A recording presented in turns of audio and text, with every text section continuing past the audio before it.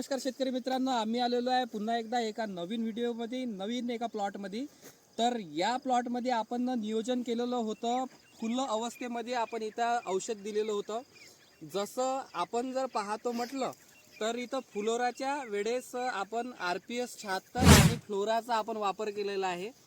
तेव्हा त्याच्यावर फुलाची संख्या जर पाहतो म्हटलं तर तेवढी जास्त नव्हती आणि फुल हे कमी याच्यामध्ये असल्यामुळे लवकरात लवकर कन्वर्टिंग नाही होत होतं।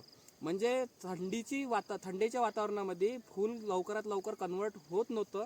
तर तिथं आपण फ्लोरारिच आणि RPSचा वापर केला आणि RPS आणि फ्लोराचा वापर केल्यानंतर इथे 10 ते 15 दिवसामध्ये तुम्ही पाहू शकता घाट्यामध्ये रूपांतर झालेलं आहे।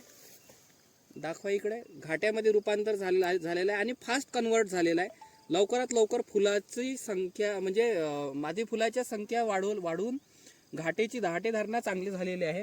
आणि जिकडे तिकडे जर पाहतो म्हटलं तर ग्रीनरी आणि शाईन इथं पाहू शकता की हिरवा हा चण्याचा आहे, याने क्वालिटी सोडली नाही, क्वालिटी एक नंबर आहे। आणि क्लोरोफिलची मात्रा हे या प्रत्येक पानामध्ये जर पाहतो म्हटलं तर काळपट असं हिरवं असं दिसून राहिलेलं आहे। त्यामुळे क्लोरोफिलची मात्रा जास्त असल्यामुळे फोटोसिंथेसिसची क्रिया हे झाड चांगलं करते आणि फोटोसिंथेसिसची क्रिया जे झाड चांगलं करणार ते झाड जास्तीत जास्त घाट्याची संख्या लागणार आणि घाटं चांगलं भरून राहणार आणि वजनदार घाटे हे होणार आहे।